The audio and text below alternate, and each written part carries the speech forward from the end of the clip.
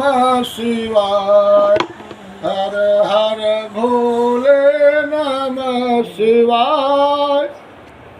जब हिमालय के यहाँ पुत्री का जन्म हुआ, जन्म होने के बाद हिमालय राज ने ढेर सारा दान दिया ब्राह्मणों को। याचका जो भी याचक थे उनके राज्य में, और बड़े प्रसन्न हुए। पुत्री बड़ी मनोहर थी, बड़ी सुंदर थी।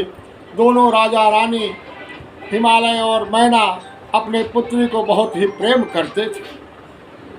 जब देवर्षि नारद को पता चला कि हिमालय के यहाँ पुत्री ने जन्म लिया है, उस समय देवर्षि नारद भी हिमालय के यहाँ आए। और हिमालय के यहाँ आने के बाद हिमालय राज और उनकी पत्नी ने बड़े भाव से उनका पाँव प्रक्षालन किया। शैल राज बड़े आदर कीन्हा, पद पखारी बरयासनु दीन्हा। नारी सहित मुनि पद सिरुनावा, चरण सलिल सबु भवनु सिचावा।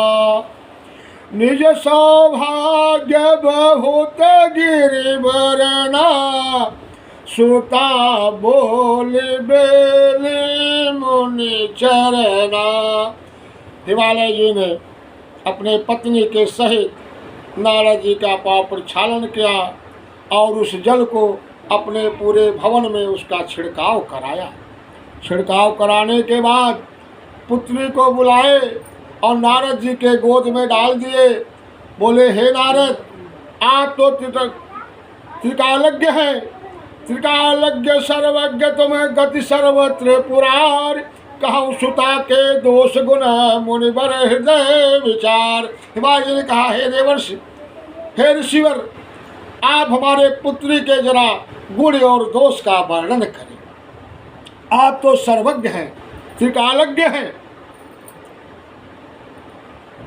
नारद जी ने देखा, कहा, हे राजन,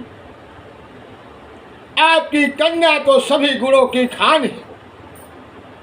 सुता तुम्हारी सकल गुण खानी। हे राजन, आपकी पुत्री सभी गुणों की खान है।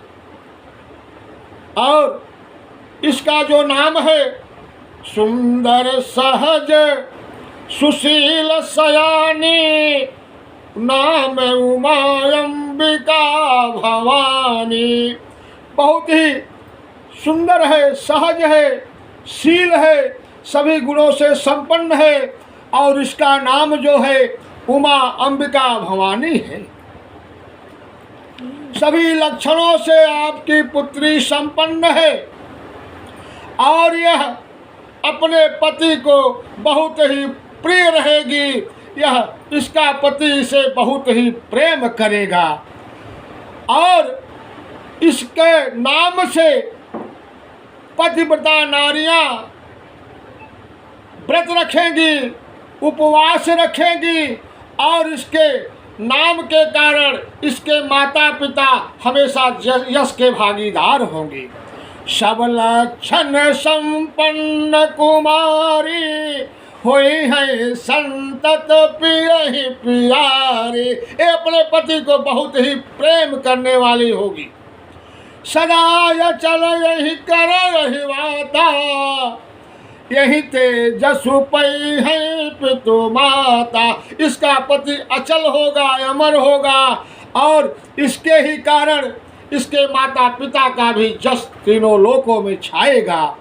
हुई है पूज्य सकल जग माही, यही सेवत कछु दुर्लभ नाही। अरे यही कर नाम सुमर संसारा, त्रिय चढ़ी है पतिव्रत यशिधारा। इसी का नाम लेकर के पतिव्रता नारियां जो हैं, एक बार अगर उनके सामने तलवार भी आ जाएगी, उनके ऊपर कोई संकट भी आ जाएगा, तो 5 वर्ष का धर्म का पालन करने वाली पतिव्रता नारियां आपके पुत्री का नाम लेकर के उस तलवार की धार पर भी चढ़ जाएंगी। आपकी पुत्री के सभी सुलक्षण हैं, सभी लक्षणों से युक्त है, सभी सुंदर हैं, मैंने आपको बता दिया। लेकिन हे राजन, कुछ अवगुण भी हैं। आपके पुत्री के अंदर कुछ अवगुण भी हैं। उन रेखाओं को अभी मैं वर्णन कर रहा हूं, आप ध्यान दे दीजिएगा। आपके पुत्री का जो पति मिलेगा उसका अवगुण है अगुण मान मात पितुहीना उदासीन सब संशय छीना। आपके पुत्री को जो पति मिलेगा वह उदासीन होगा, उसके पास घर नहीं होगा, उसके पास जमीन जायदाद नहीं होगी, यहाँ तक कि उसके माता पिता भी नहीं हैं, बड़ा ही उदासीन होगा। यही 2-4 उसके अंदर अवगुण हैं। और इसका जो पति होगा वह बड़ा ही लापरवाह होगा।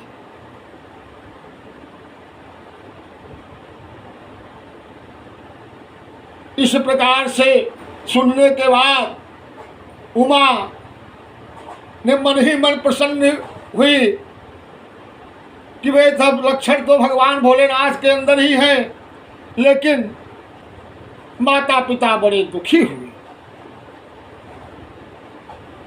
नारद जी भी इस भेद को नहीं समझ पाए, क्योंकि मन के अंदर हमारा क्या भाव चल रहा है यह कोई नहीं जान सकता है। मन के ऊपर जो हमारी आकृति होती है वही लोग समझते हैं।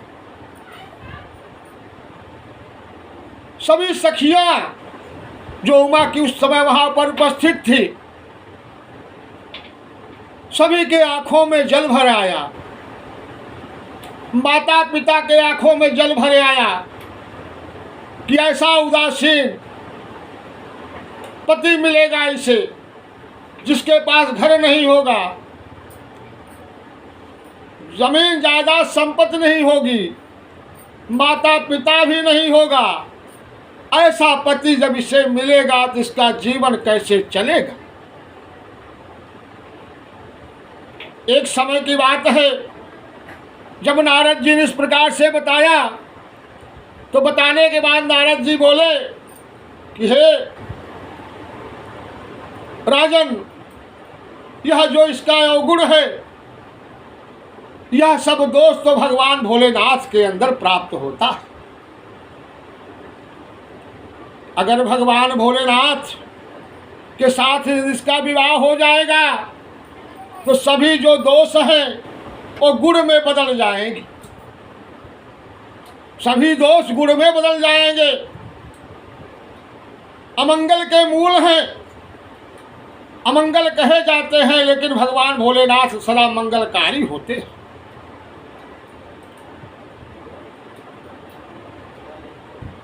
यद्यपि मैं आपको एक उपाय बता रहा हूं, अगर तुम्हारी पुत्री भगवान भोलेनाथ की तपस्या करे और भगवान भोलेनाथ को यदि वरण कर रही है तो सभी कष्ट दूर हो जाएंगे इसके। क्योंकि चंद्रमा में यदि अग्नि एक बार लग जाए